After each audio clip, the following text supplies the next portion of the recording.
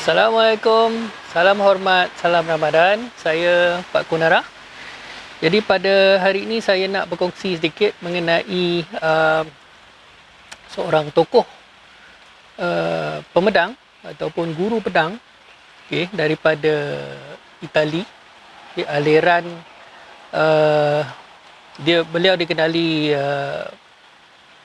lebih kepada dengan aliran long sword daripada Itali. Jadi sebelum saya perkenalkan siapa tokoh ni, rasa baik saya jelaskan sedikit apa beza aliran-aliran longsword yang ada di dunia ni lah. Okey. Pada dasarnya ada dua aliran. Satu kita panggil aliran Itali. Satu lagi aliran Jerman. Okey. Jadi kita ada dua, bukan bermaksud satu tu berasal dari Itali, satu berasal dari Germany, tak. Tapi pada abad ke-15, abad ke-14 dulu, sebelum adanya Germany dan Itali, dua aliran ni telah berkembang di dua kawasan yang kini kita kenali sebagai Germany dan Itali. Okey. Jadi siapakah tokoh yang saya nak perkenalkan pada hari ini? Nama beliau, beliau dikenali dengan nama Fiore De Liberi.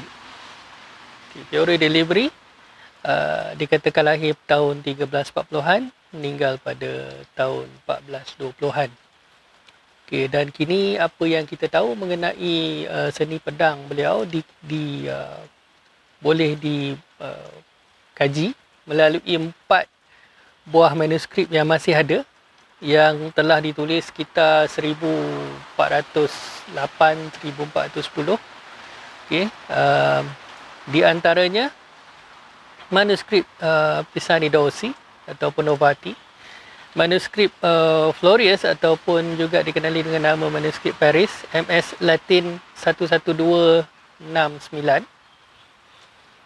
Kemudian satu lagi manuskrip Getty ataupun MS Ludwig 1513.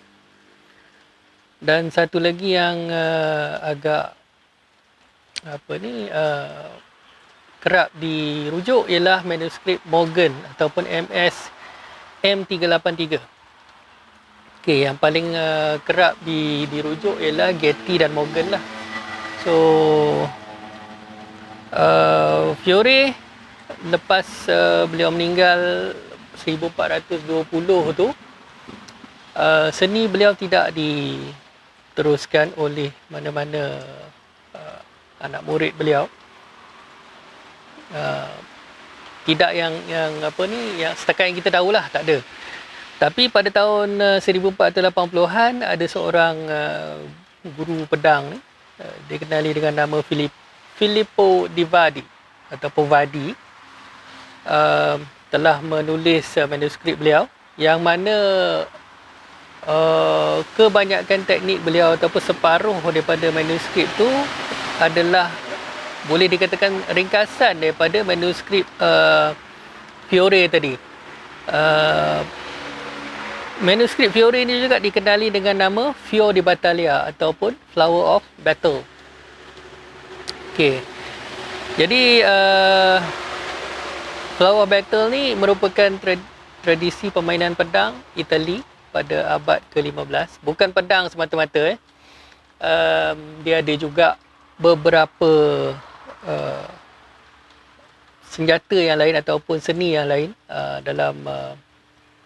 Dalam Fior di Battaglia ni ada grappling, ada dagger, sword versus dagger, sword in one hand, sword in two hands, sword in armor, axe in armor, spear versus mixed weapons, spear versus cavalry, dan juga mounted dueling. Jadi Fiore dia cover banyak segmen mengenai pertempuran ataupun apa yang kita panggil sekarang ni sebagai seni bela diri lah. Di dalam kitab Fior di Battaglia ni. Jadi kebanyakan pengamal sekarang ni menumpukan kepada sword in two hands. Yang tu yang famous lah, hasil penulisan Fiore sekarang ni. Okey, tapi manuskrip Fiore Battaglia ni perlu dibaca secara menyeluruh untuk kita memahami konsep permainan Fiore. Okey, kalau kita baca satu bab aja, payah kita nak mengaitkan satu permainan dia dengan permainan yang lain sebab dia berkait. Okay, dia macam satu sistem, macam kita punya silat juga. Okay, jadi berkaitan antara satu pelajaran dengan pelajaran yang lain. Okay, pada masa ini terdapat beberapa orang tokoh dalam, kita kata, perguruan lah. Okay, aliran Fiore di dunia ni, Fiore Libri. Antaranya ialah Matt Easton, Federico Malaguti, Brian Price, Richard Marsden, Guy Winster. Mereka ni merupakan pada saya penerus tradisi, antara penerus tradisi Fiore yang ada sekarang. Dalam HEMA ataupun Historical European Martial Art ni, kita tidak menggunakan istilah guru atau maha guru. Okay, kerana pemahamannya ialah guru ialah yang menulis kitab tersebut. Okay, contoh Fiore Battaglia ditulis oleh Fiore de Libri. Jadi gurunya ialah, atau maha gurunya ialah Fiore. Yang lain-lain ni kita panggil instructor ataupun master instructor, maknanya jurulatih ataupun tenaga pengajar. Jadi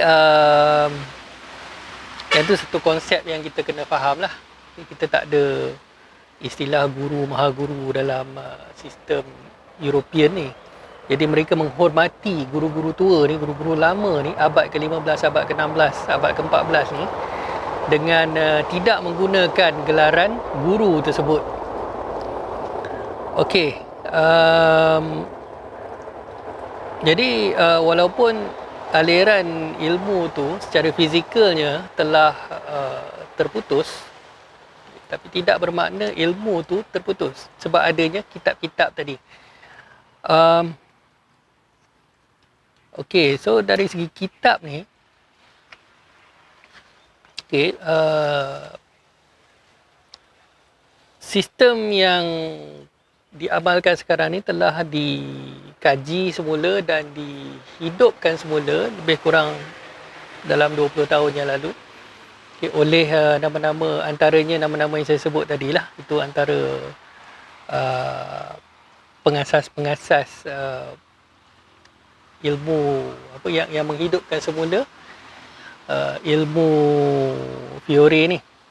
Okey, jadi satu benda yang saya nak tegaskan di sini, walaupun tiada sanad berguru, maknanya sebelum dia orang ni dan antara Fiore dan mereka ni tak ada guru yang menyampaikan, tetapi aliran ilmu tu masih bersambung, okey, melalui kitab-kitab yang masih wujud. Maknanya apa yang Fiore tulis 600 tahun dulu masih boleh digunakan sehinggalah yang terkini.